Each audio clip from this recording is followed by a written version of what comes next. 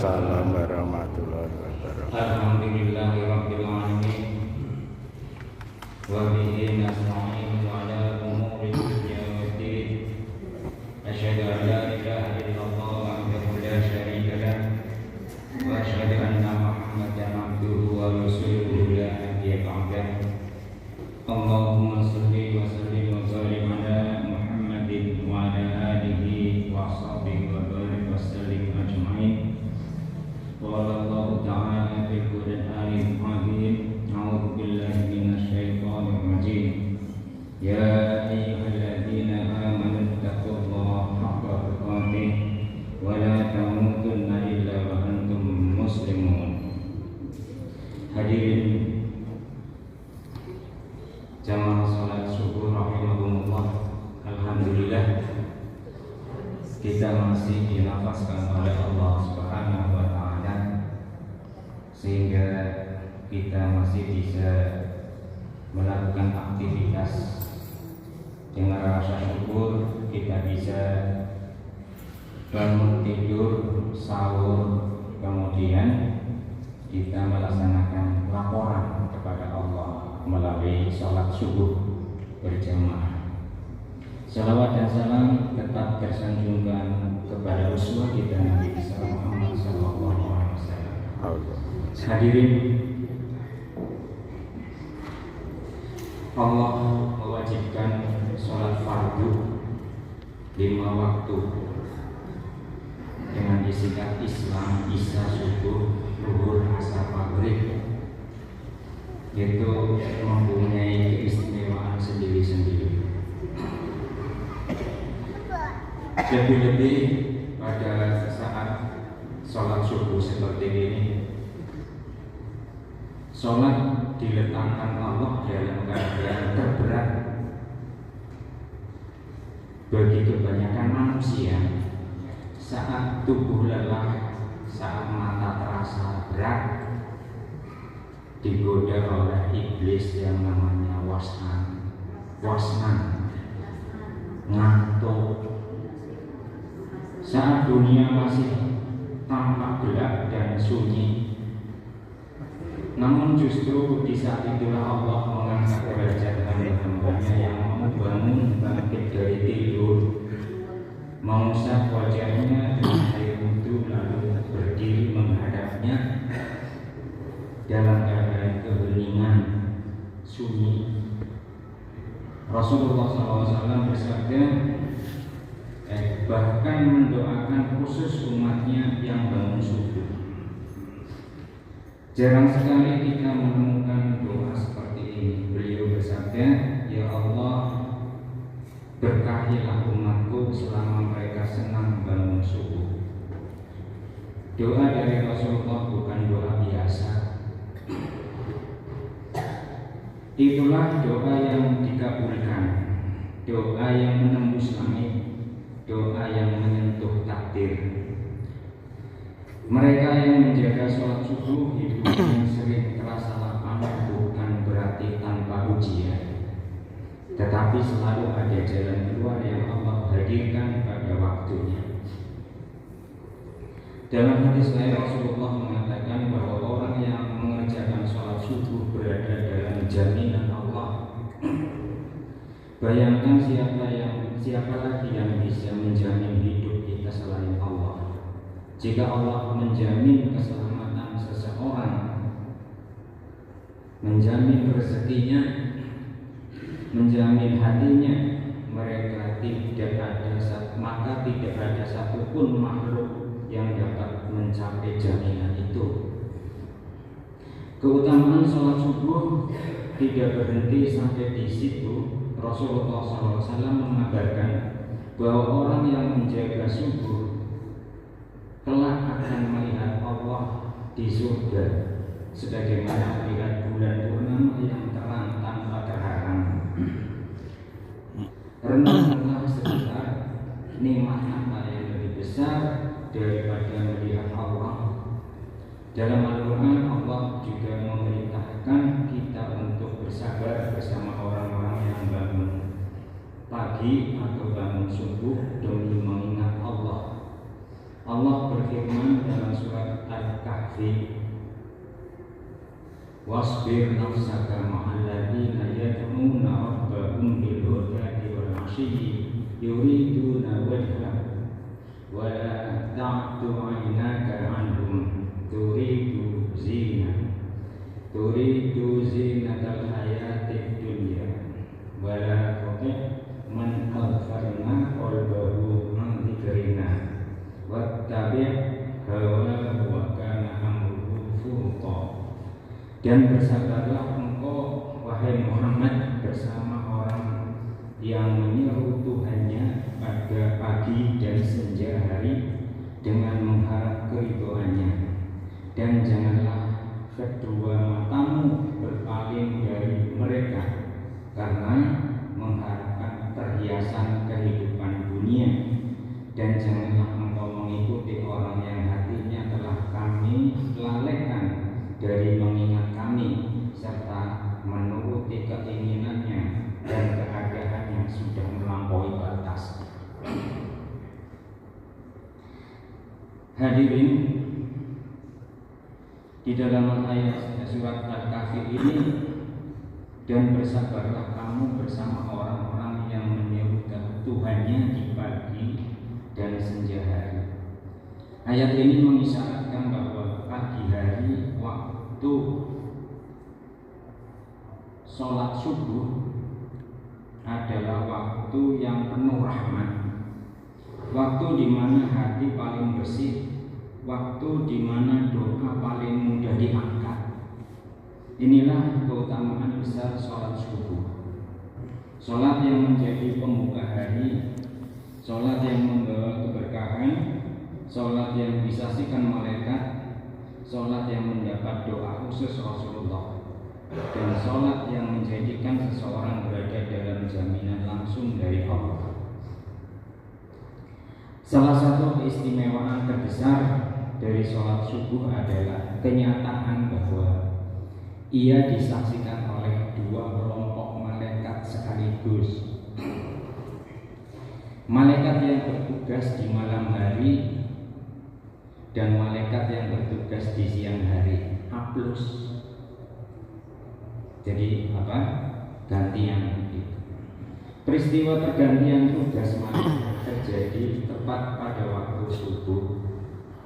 Dan pada saat itulah laporan amal manusia dibawa naik ke langit oleh penjaga malam, malaikat yang malam hari itu. Bisa direnungkan sebentar ya. Setiap hari dua kelompok malaikat bergantian mencatat amal kita. Mereka menyaksikan apa yang kita lakukan di waktu pagi atau subuh.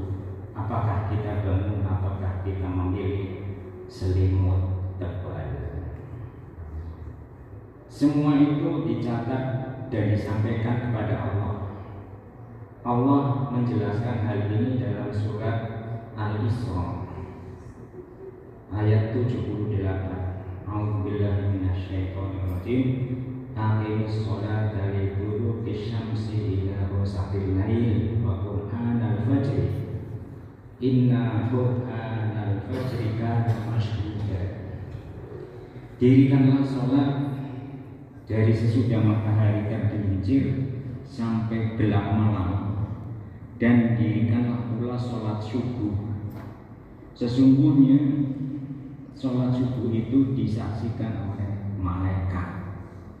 Quran surat Al-Isra ayat 78. Di sini ada matahari tergelincir, berarti sholat zuhur dan asar.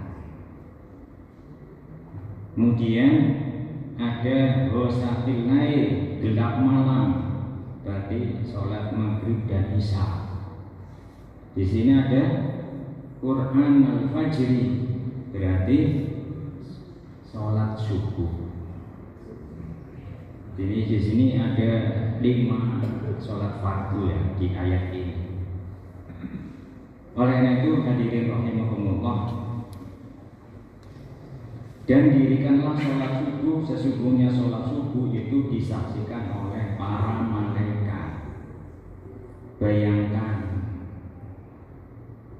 1 detik saja bayangkan, Bagaimana mulianya seseorang yang saat malaikat naik ke langit, mereka membawa laporan, ya Allah, hamba ini bangun untuk mengerjakan sholat subuh. Apalagi bila sang hamba itu membacakan ayat-ayat Al-Quran dengan penuh kekhusyukan, maka laporan itu akan menjadi cahaya bagi dirinya baik di dunia maupun di akhirat. Rasulullah SAW bahkan memberi kabar gembira. Berilah kabar gembira bagi orang-orang yang berjalan di kegelapan untuk pergi menuju masjid untuk sholat subuh dengan cahaya terang benderang pada hari kiamat. Cahaya itu sahabatku adalah cahaya itu adalah cahaya yang akan menerangi jalan saat manusia berada dalam kegelapan pada masa. Di antara banyak keistimewaan sholat subuh ada satu hal penting yang sering terlupakan oleh kaum muslimin, yaitu pilihan surat yang dibaca setelah Al-Fatihah oleh imam. Memang benar sah secara fikih membaca surat apa saja boleh, namun para ulama menekankan bahwa subuh adalah waktu yang dianjurkan untuk membaca ayat atau surat yang panjang. Jadi mungkin Pak Kuswitno, walaupun mungkin beliau orang, tapi ini termasuk pendek tadi. Karena Rasulullah itu bacanya surat Al-Baqarah 1 juz. Mengapa demikian? Karena sholat subuh disaksikan oleh dua kelompok malaikat. Ketika seorang hamba membaca ayat panjang, maka lebih banyak huruf Al-Quran yang naik ke langit, dibawa oleh para malaikat, dan setiap huruf bernilai 10 kebaikan, bahkan bisa lebih. Maka dari itu para ulama sangat tidak menyarankan bagi seorang imam untuk membaca surat pendek, apalagi super pendek seperti Al-Ikhlas, Al-Falaq, An-Nas. Hal ini bukan perkara tidak sah, melainkan perkara sayang dan rugi besar. Bayangkan jika seorang hamba membaca 4-5 ayat ketika subuh, padahal malaikat sedang menyaksikan, padahal pintu-pintu pahala sedang terbuka. Bukankah itu suatu kerugian? Ya jangan. Terus siapa yang membaca, yang mendapat kebaikan, makmumnya juga mendapatkan kebaikan yang sama. Hadirin, sebelum kita berdiri menunaikan sholat subuh, ada satu ibadah ringan yang sering diremehkan, padahal pahalanya begitu luar biasa, yaitu ibadah itu adalah sholat sunnah qobliyah subuh 2 rakaat sebelum subuh. Nah, 2 rakaat ini nilainya jauh lebih besar dibandingkan dunia dan seluruh isinya. Rasulullah SAW bersabda, 2 rakaat sholat sunnah sebelum subuh lebih baik daripada dunia dan seluruh isinya. Mengapa nilai qobliyah subuh begitu besar? Yang pertama karena dilakukan di waktu yang sangat berat. Kadang-kadang memang ngejar waktu kurang 1 menit itu kejar menunggu. Sangat berat. Yang kedua menjadi penanda cinta hamba kepada Rohnya. Yang ketiga menguatkan sholat subuh itu sendiri. Rasulullah tidak pernah meninggalkannya. Yang keempat, membawa ketenangan jiwa sebelum menghadapi hari. Kemudian ada satu kabar gembira dari Rasulullah yang membuat hati setiap mukmin bergetar. Sebuah keutamaan besar yang Allah berikan hanya kepada orang-orang yang mau bangun di waktu subuh dan menunaikannya sholat subuh secara berjamaah. Rasulullah SAW bersabda, barang siapa yang sholat subuh berjamaah, maka seakan-akan ia telah melaksanakan sholat semalam suntuk. Bisa dibayangkan semalam penuh dari isya hingga menjelang subuh sholat. Seluruh waktu itu dihitung sebagai pahala sholat yang panjang. Namun seseorang bisa mendapatkannya hanya dengan satu sholat subuh berjamaah. Tidak hanya dari sisi agama, bahkan para ahli medis mengakui bahwa bangun pada waktu subuh dan melakukan aktivitas fisik seperti wudhu dan sholat membawa manfaat besar bagi kesehatan tubuh manusia. Menurut penelitian medis, tubuh manusia mengalami perubahan besar menjelang terbit fajar. Waktu subuh adalah waktu tubuh paling siap untuk menerima energi baru. Manfaatnya antara lain, yang pertama mengurangi penyumbatan pembuluh darah. Gerakan sholat melancarkan peredaran darah, mencegah gumpalan darah menumpuk. Yang kedua, menstabilkan sistem pernapasan dan jantung. Udara subuh adalah udara paling bersih, memberi efek langsung pada kekuatan jantung dan energi tubuh. Yang ketiga, memperkuat sistem saraf dan mengurangi stres.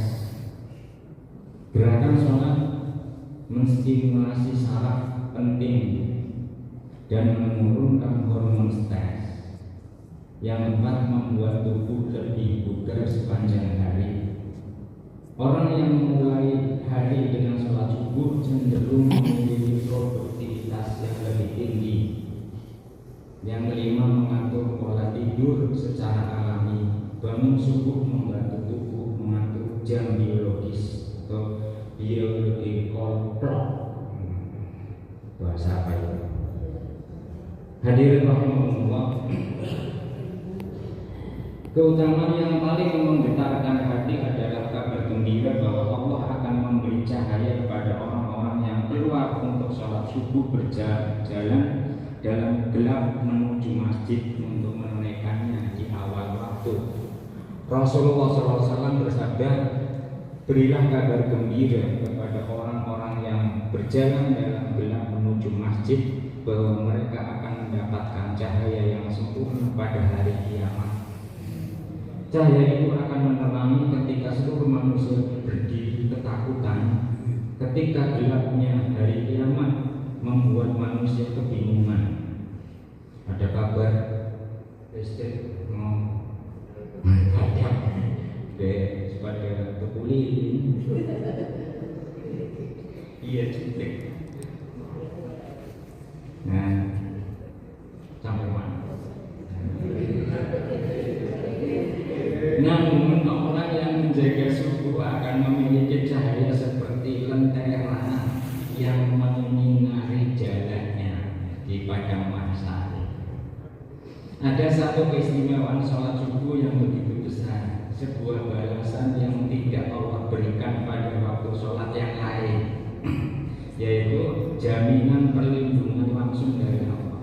Rasulullah SAW bersabda, barang siapa menunaikan sholat subuh, maka ia berada dalam jaminan Allah. Nah, dalam jaminan zat yang menggenggam seluruh alam semesta ini. Jika Allah menjamin seseorang, maka tidak ada satupun makhluk bisa membahayakan atau memberikan musibah, kezaliman yang dapat menyentuhnya tanpa izin Allah. Jaminan yang dimaksud mencakup jaminan kehidupan. Allah menjaga langkahnya, rezekinya, keberkahan usahanya, jaminan keselamatan. Allah menjauhkan dirinya dari kecelakaan dan musibah. Jaminan kehormatan, Allah menjaga nama baiknya dan kehormatan keluarganya.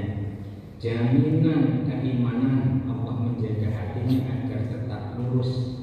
Jaminan di akhirat, Allah memudahkan hisabnya dan memberinya cahaya pada hari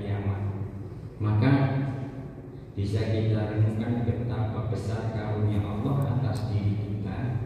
Setiap pagi sebelum matahari terbit, Allah memanggil kita dengan lembut, mulai menggunakan nada, hambaku bangunlah, aku ingin mendengarmu mengingatku. Panggilan ini bukan sekadar kewajiban, ini adalah tanda cinta. Seringkali masalah kesempitan, rezeki yang sulit, dan hati yang gelisah bermula dari satu hal yang tanpa sadar kita abaikan.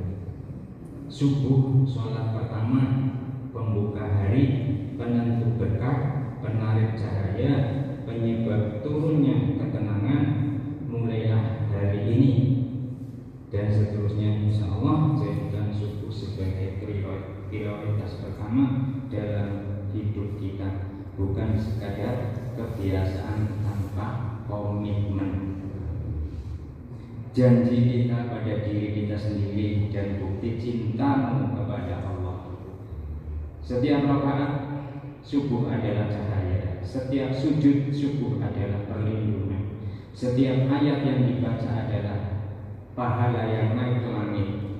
Semoga Allah melembutkan hati kita untuk selalu bangun di waktu subuh, menjaganya tepat waktu, dan mengisinya dengan bacaan-bacaan ayat panjang yang penuh cahaya. Semoga sholat subuh kita menjadi cahaya di dunia dan pelita yang menerangi perjalanan kita di hari kiamat nanti. Amin ya rabbal alamin. Wa minkum subhanallahumma wa bihamdika asyhadu an la ilaha illa anta astaghfiruka wa atubu ilaik. Assalamualaikum warahmatullahi wabarakatuh.